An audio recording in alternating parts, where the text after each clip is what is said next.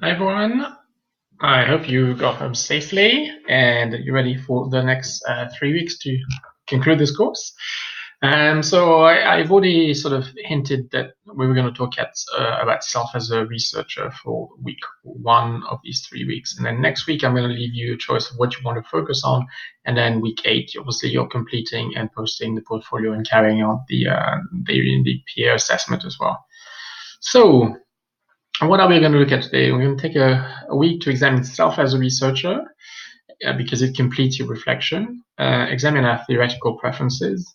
We'll go back to the theory that we mentioned in the link, and then go back through the 4 major paradigms in theory and see where you're leaning, and consider the place and values, experience, subjective stances in the ethical process, because that's something you'll be confronted with as a researcher as well. So this is going to be fairly quick. It shouldn't be a long video, but it's just a matter of leading you into discussions for this week.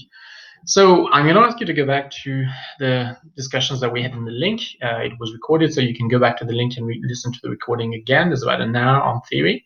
And we looked at the 4 major paradigms. I explained that these 4 paradigms you're going to find in every sector of research, not just social science and human sciences. So we have positivism, mostly looking at the world is structured by one universal reality. It's a process you're all fairly familiar with because in pure sciences and physical sciences of the inanimate world, that's usually how we function. But perhaps not so suitable when we look at interrelations between individuals and social canvas. Phenomenology, which is the radical opposite, which says that really when it comes to looking at phenomena within human and social sciences, it's not so much this notion of universal reality that's going to matter. It's the meaning that people create, and they create that meaning through their lived experience, and therefore they are operating with a very subjective construct of reality. And we're going to be interested in phenomenology and entering and exploring in depth and richly that subjective individual construct of reality, because then we can understand how it motivates people through their social interaction. For us in classrooms, in schools, it's going to be very important. Then, if you remember, we had critical theory. Critical theory looked at the way the world is generally organized by inequitable power dynamics. And critical theorists are going to be interested in highlighting this, making people aware of these inequities, and then rectifying these inequities through their work and through the empowerment, the work around empowerment that they do. And then postmodern thought, I've developed that at length in the link, so maybe rewatch that because it's hard to give it justice to do it justice in 5 minutes. But basically, a theoretical stance which is inspired by a lot of the work around language, and it's been produced by linguists after the Second World War, sorry, and that looks at how language and discourse becomes vehicle for cultural representations, and that those cultural representations are created and vehicled through language by a power group. And so therefore postmodern thinkers are going to ask us and encourage us to deconstruct language and deconstruct these cultural representations that sort of overpower the sense of reality that we gain. So there's a text that I've given you a highlight there. I don't think I'm breaching copyright because Sage Publishers itself has posted online. I'm not referencing it in full though, because the copyright office at Royal Roads might get on my case, but it's an open access file. So it's a chapter from Withers Big Bibles on research. But it's this the chapter on theory, and there's a bit on methodology too. But it's a chapter on theory, and I think you're going to find it very sort of useful to again revisit these four sort of theoretical stance and decide where you lean, because that's the question for this week in the discussion forum, that you start articulating, going back to this, reading it a little bit in depth, seeing where you stand and understanding why you lean towards one rather than the other. And I assume you're all going to be leaning in very different directions. This choice, I say, is subjective, so I'm saying the next sentence, and we need to embrace that. So, as I explained to you before, what's sometimes frustrating with graduate students is they can spend an awful lot of time before they grasp this, trying to sort of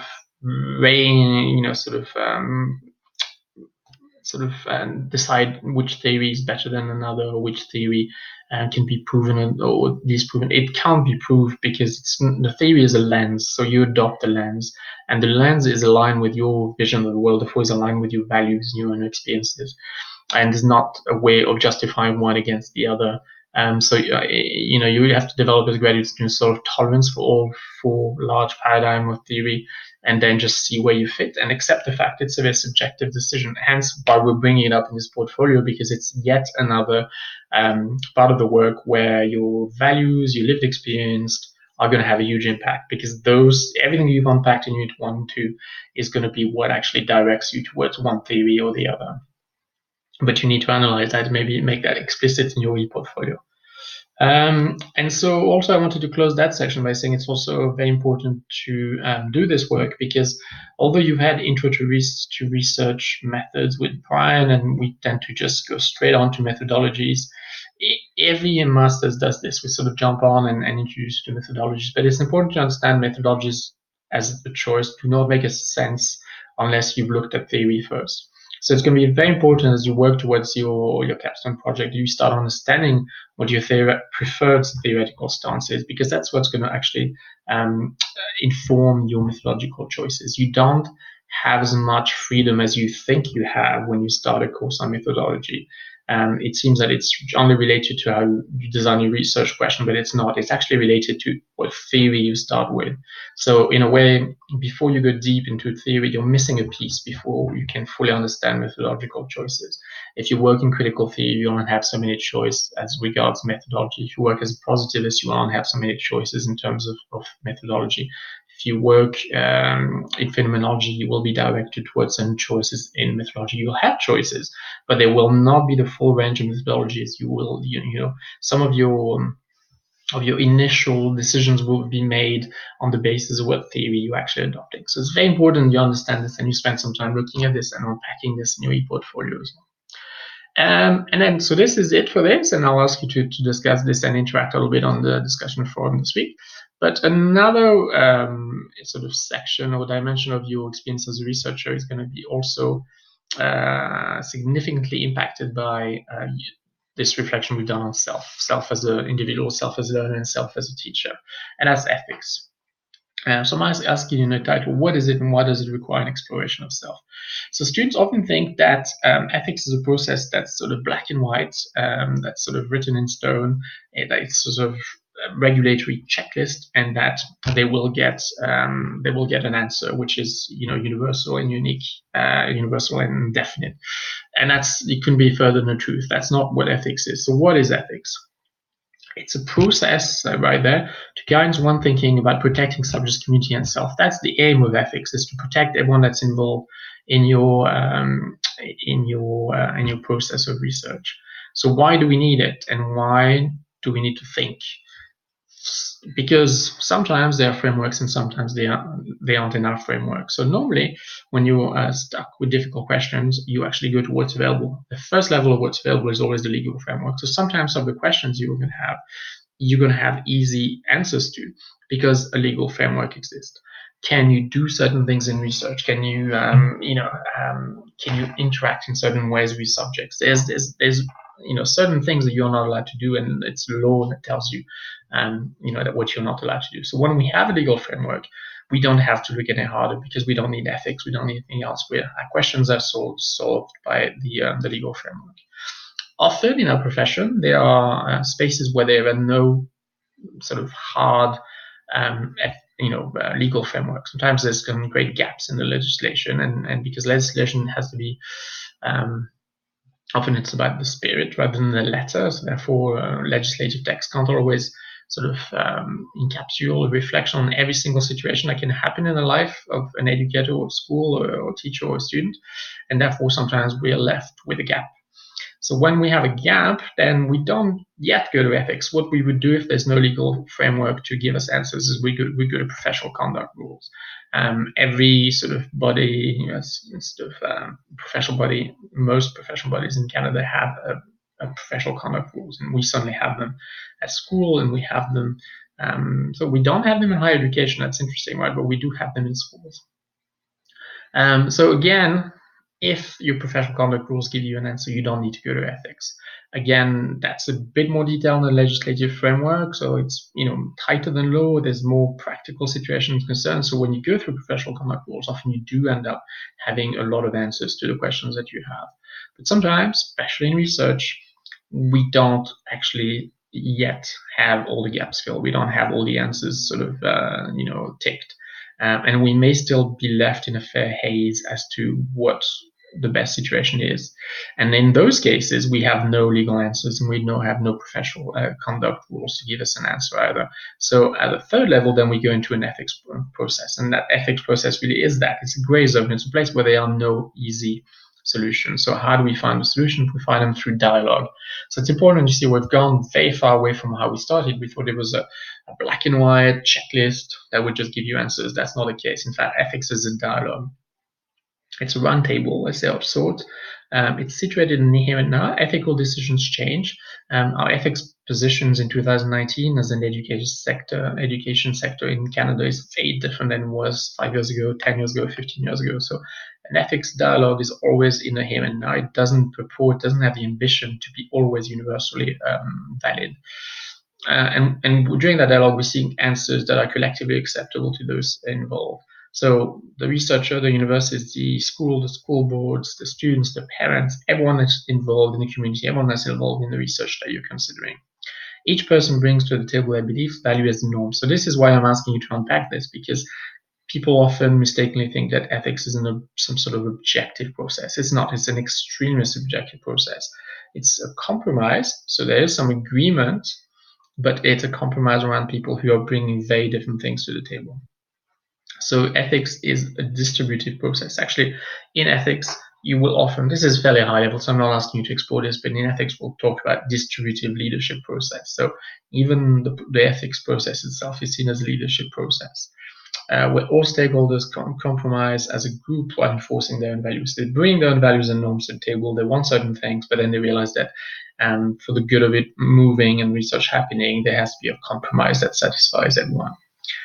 So you might be asking yourself, how does a university ethics approval process for research fits into this? Because you've probably heard of this or school ethics process, and in your mind it's a form. So that's why people get the idea of a checklist. So it is a form because people normally don't meet with an ethics committee, but it's always a committee. So it's many people around that table, and all of you as a researcher are present. You are actually answering lots of questions. That's why ethics forms sometimes are overwhelming, because really it's not a few simple answers. They really want a full narrative sort of description of everything that you're doing and every step you're doing, so that then you engage through paper with the members of the ethics committee, and they're going to give you suggestions. They're going to be basically asking you through this conversation that happens through paper to make sure that that you do go around and brainstorm and make sure that you've thought about everything in different dimensions and thought about everyone that could be involved. So in that process of reflection, you are going to be thinking about your values, your norms, and those of others that are involved in the process as well.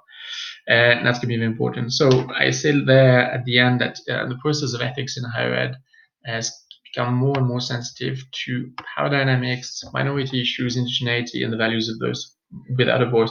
So most of what we've discussed in Unit 1 and most of what we discussed in Unit 2, we talked about minorities, we talked about race, we talked about ingenuity, we talked about ethnicity, we talked about power dynamics, we talked about socioeconomic challenges in poverty, talked about sexual orientation, talked about gender. All of these things and all the perceptions people have are going to come into play in ethics, because we are going to now be more and more concerned that absolutely everyone that has not had a voice is able to gain a voice through the ethics process.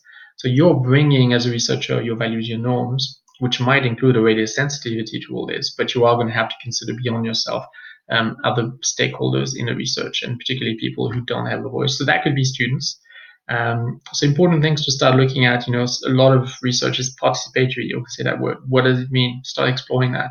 What is participatory? How can we be ethical in research if we want to be participatory? Participatory can be other colleagues, but it can be students. So how can we be, make sure that our values are sort of respected and the values of the stakeholders are respected, subject or the participant, if they are students? How do they get a voice? How does the research reflect what they are interested in? Same reflection around indigenous community. There's an awful lot of work that's been done to make researchers in higher ed sensitive to the fact that, arriving with a topic that suits them is not necessarily something that benefits indigenous communities, or that indigenous communities are welcoming, and therefore they need to gain a voice in that process as well.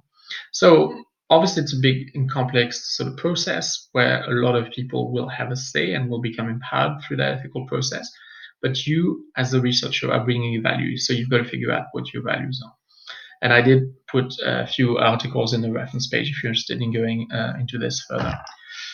So it's going to be a bit of a tough discussion, but I think it's an important discussion that we don't limit it to just, reflection on self as an individual, as a learner, as a teacher, and we needed, as a leader, and then we needed the researcher piece as well. So now you have that, and you can have a little bit of thought on that. So I'll leave you with that, and I will see you next week. I'm off to Boston, so I'm not going to be online terribly much this week, and not contributing much until Friday. But I get back Friday, and I'll jump back on and reply to your posts and continue with that. So have a good week, and I will, as I said, post a form in section 4 of Moodle to give you a chance to tell me what you would like to focus on next week. We still have 1 week of instruction. It could be something new that we haven't touched on and you're interested in, and you want some research and resources and a discussion. It could be going back on something that we've seen, but you think we went through too fast. It can be whatever you want. So put all your ideas on that form, and then during next weekend, I'll do a sort of cleanup, and I'll try and see how I can structure it so I can answer all of those suggestions and make everyone happy. So have a good week, and good luck with the e-portfolios, which you now must be getting in the depth of, and I will speak to you next weekend. Bye.